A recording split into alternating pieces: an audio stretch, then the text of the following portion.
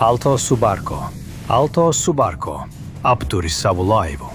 Šis ir Amerikas Savienoto Valstu krasta apsardzes darbinieks, kurš dara kaut ko, kas ir pretrunā visai jūrniecības loģikai.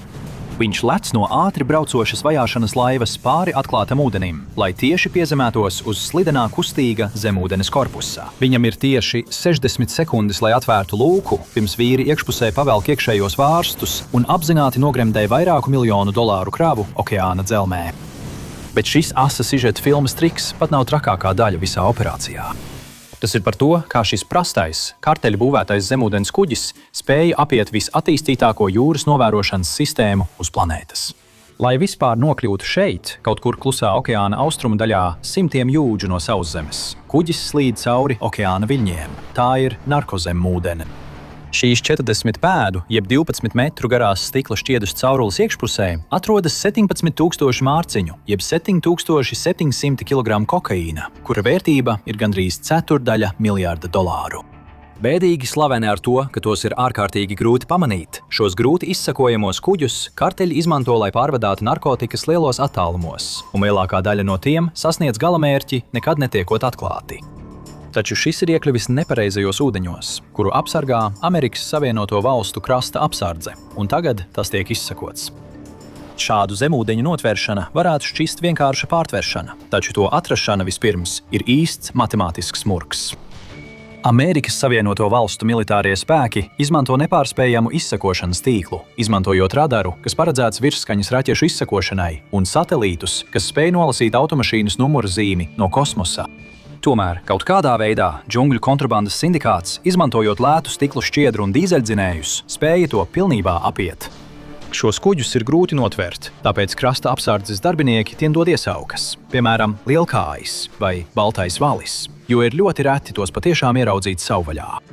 Pat ar krasta apsardzes jaudīgajiem radariem un novērošanas aprīkojumu ir ļoti lielas grūtības izsekot šīs grūti pamanāmās zemūdenes. Klusā okeāna austrumu daļa aizņem miljoniem kvadrātjūdžu, aptuveni tikpat lielu platību kā visi kontinentālās ASV štati kopā.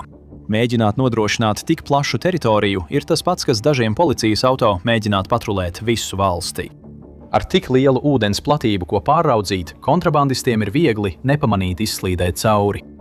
Un tad ir pašas zemūdenes, kas ir īsts inženierijas brīnums, pat neskatoties uz to, ka to nosaukumā ir vārds zemūdene. Šie kuģi tehniski ir daļēji iegremdējami kuģi. Inženieri tos konstruē tā, lai 90% to masas atrastos zem ūdens līnijas, paslēpti zem viļņiem, un vienīgais, kas izvirzās virs ūdens, ir maza, stipri aizsargāta kabīne un gaisa ieplūdes caurule.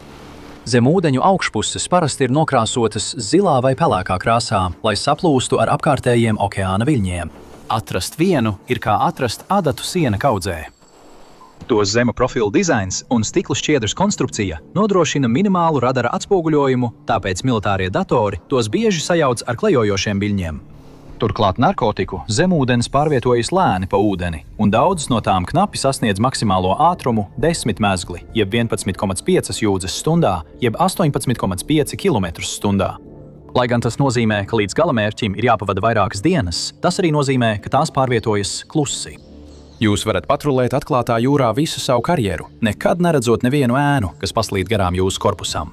Un vēsturiski krasta apsardze noķer tikai apmēram 11% šo kuģu. Taču šajā konkrētajā reizē 2019. gada jūnijā militāristiem paveicās. Apkalpe, saspiesta šaurajās šī konkrētā narkozēm ūdens telpās, pieņēma, ka šis būs vēl viens mierīgs brauciens pāri okeānām. Viņi gaidīja, ka nonāks galamērķī nepamanīti un neskarti. Viņi pat nenojauta, ka augstlidojošs novērošanas lidaparāts bija īslaicīgi pamanījis viņu atstāto pēdu uz ūdens. Militāristi nemeklēja laivas formu, viņi izmantoja jutīgas infrasarkanās kameras, lai izsakotu mikroskopisko siltumu, ko dīzeļdzinēja izplūdes gāzes no zemūdenes izdala ledainajā okeānā. Kad lidaparāts bija fiksējis šo termālo anomāliju, tas nodeva informāciju ASV krasta apsardzes komandām Kuters Monroe. Monroe turējās jūdzes tālu aiz horizonta, lai viņu smagā kuģa dzinējus nevarētu dzirdēt. Vienlaikus nekavējoties nosūtot helikopteru, lai novērotu no gaisa, un divas nelielas pārtveršanas laivas, lai pārtvertu kuģi, krastsargi bija spiesti tuvoties zemūdenei pēc iespējas slepenāk. Un nebija zaudējama neviena minūte, jo viņi sacentās ar laiku. Kartelis protokols nosaka, ka ja apkalpi dzird tuvojamies militāro laivu, viņi nekavējoties atver iekšējos apludināšanas vārstus. Tas ātri apludina zemūdeni, nogremdējot vairāku miljonu dolāru vērtu kravu kopā ar pierādījumiem tieši līdz okeāna dibena saspiedošajiem dziļumiem. Papildus riskam, ka viņi nogremdēs savu pašu zemūdeni, uz klāja esošās kontrabandas apkalpes bieži ir bruņotas. Tā ir bīstama situācija, un krasta apsardzes abordāžas komandas locekļiem ir tikai pāris minūtes, lai aizturētu apkalpi.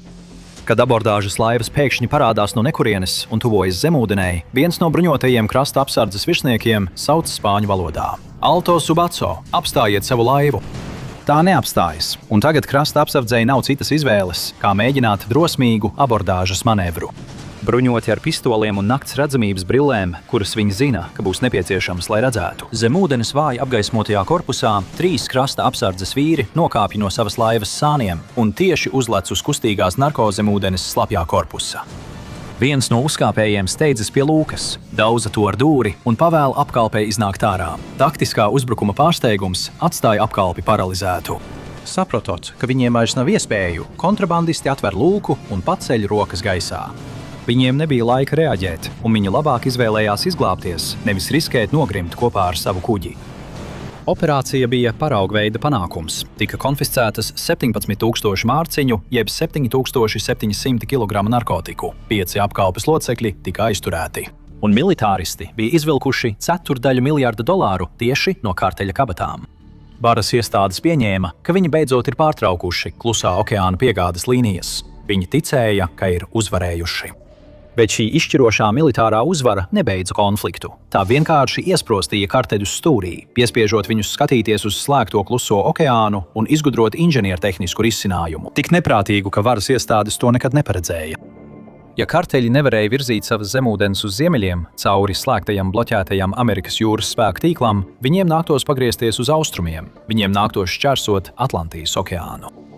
Narko zemūdens parasti pārvietojas starp Dienvidameriku un Ziemeļameriku, sekojot slepeniem maršrutiem no tādām valstīm kā Kolumbija, Venecuēla un Ekvadora. Pāri Klusajam okeānam vai Karību jūrai virzienā uz Centrālameriku, Meksiku vai Amerikas Savienotajām valstīm.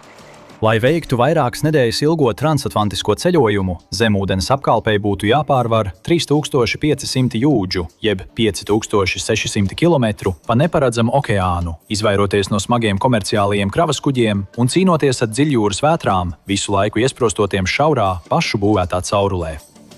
Tas šķita kā neiespējama misija, taču dziļi Brazīlijas Amazonas džungļos, paslēpti zem lapotnes, improvizētā kuģu būvētavā, karteļa inženieri būvēja kuģi. Tā tika izstrādāta tieši šim nolūkam, un viņi jauno zemūdeni iesvētīja par šei. Vairāk nekā 21,5 metrus, jeb 71 pēdu garā, šī pelēkā, grūti pamanāmā puszemūdene bija iespaidīga ierīce, taču tā nebija paredzēta cilvēku izdzīvošanai. Lai šķērsotu okeānu, zemūdenei ir nepieciešams milzīgs daudzums degvielas. Tāpēc karteļa inženieri bez bruņu aizsardzības esošajā stikla šķiedras korpusā sabāza 20,000 litru, jeb 5300 galonu uzliesmojošas dīzeļdegvielas. Tad viņiem bija jāievieto krava – 3000 kg, jeb 6600 mārciņu kokaīna, kura vērtība pārsniedz $100 miljonus. Lai visu šo svaru pārvietotu, lai veiktu 5600 km, jeb 3500 jūdžu ceļu pa ūdeni, viņi uzstādīja jaudīgu industriālo dīzeļdzinēju. Kad degviela, narkotikas un dzinējs bija uzstādīti, gandrīz nemaz nebija atlicis vietas cilvēkiem, kuriem bija jāvada šī laiva. Apkalpe tika spiesta atrasties šaurā, klaustrofobiskā kajītē pie kuģa aizmuguras.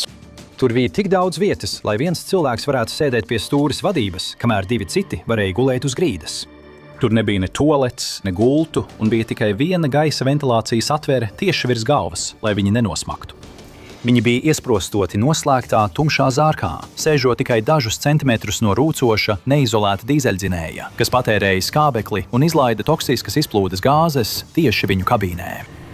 Kartelis bija nepieciešama komanda, kas būtu pietiekami izmisusi, lai izturētu šo psiholoģisko spīdzināšanu, un viņi tādu arī atrada. Agustīns Alvares, 31 gadu vecs bijušais Spānijas amatieru boksa čempions, saņēma piedāvājumu, kas varēja mainīt viņa dzīvi, lai kāptu uz CHE klāja un vadītu to pāri Atlantijas okeānam kopā ar 2 ekvadoriešu brālēniem. Ja viņiem izdotos sasniegt Galisijas krastu Spānijas ziemeļrietumos, viņi būtu nodrošināti uz visu mūžu. Tā, 2019. gada 29. oktobrī viņi aizvēra lūku, atstāja Amazonas baseinu un devās bīstamajos Atlantijas okeāna atklātajos ūdeņos. Tam sekoja 27 dienu ilgs cilvēka izturības pārbaudījums. Iesprostoti savā mazajā, smacīgajā nodalījumā, 3 vīri strādāja nogurdinošās 8 stundu maiņās. Viņiem bija jābūt ārkārtīgi koncentrētiem, jo viena vienīga kļūda aprēķinos varēja viņus aizvest 100 jūdžu prom no kursa tukšajā okeāna plašumā.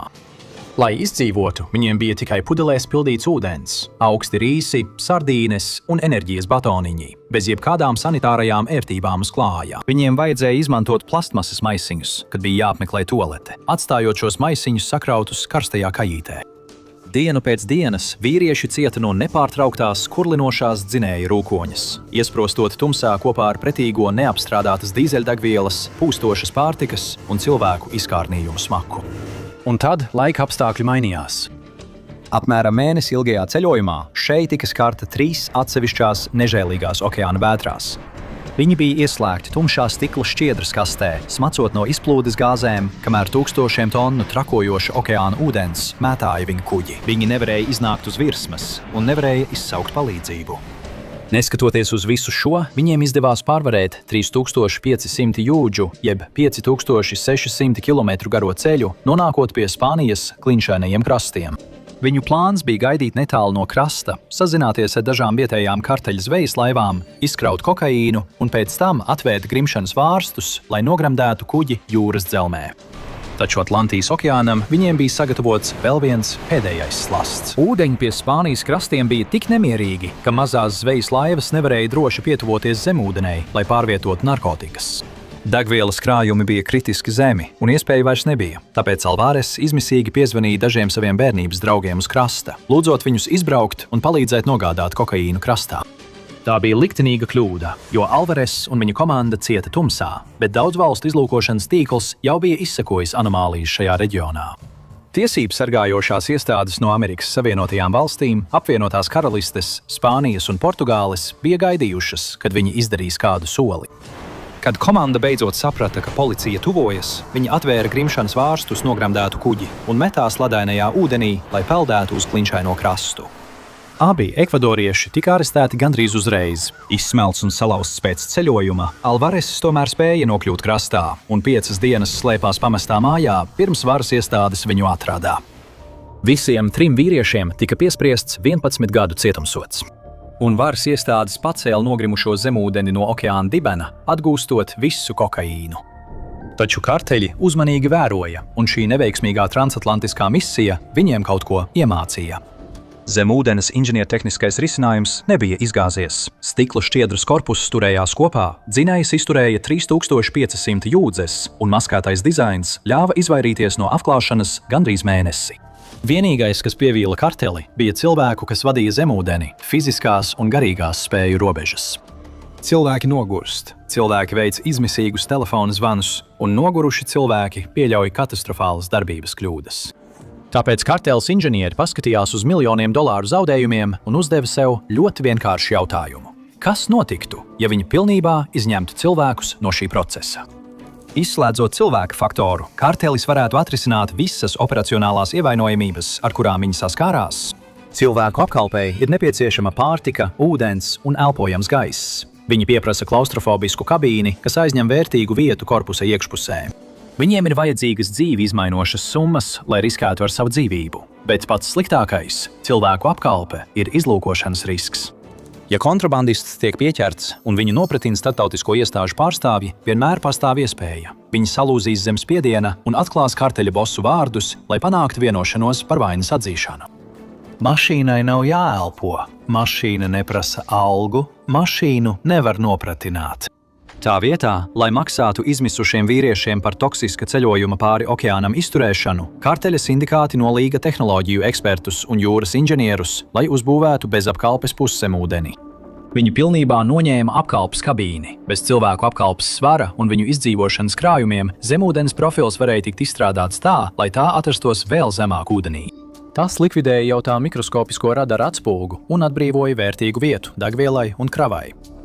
Taču dronu vadīšana atklātā okeānā rada sarežģītu inženiertehnisku izaicinājumu. Ar tālvadību vadītai ierīcei ir nepieciešama nepārtraukta datu plūsma. Gadu gaitā tradicionālais jūras satelīta internets prasīs smagas, daudz enerģijas patērējošas kupolveida antenas, kas uzreiz iznīcinātu zemūdens nepamanāmību. Taču Zemes orbītas satelītu tīklu komerciālā pieejamība pilnībā mainīja situāciju. Plakāna, ūdensizturīga uztvērēja ierīce picas kastes izmērā, tagad var nodrošināt ātrgaitas video pārraides no jebkuras vietas uz planētas. Lai aizstātu cilvēku pilotu, viņi tieši pie stikla šķiedras korpusa priekšgala piestiprināja plakanu Starlink satelīta antenu. Pēc tam viņi zemūdenē pieslēdza 2 novērošanas kameras. Viena bija vērsta uz ūdens virsmu, lai uzraudzītu kustību okeānā, bet otra tika uzstādīta dziļi motora nodalījumā, lai nepārtraukti sekotu mehāniskajiem rādītājiem. Tas nozīmēja, ka karteļa operators varēja droši sēdēt pie datora ekrāna dziļi Dienvidamerikā un attālināti vadīt tūkstošiem mārciņu nelegālas kravas cauri starptautiskajiem ūdeņiem. Taču ar tiešraides video nepietika.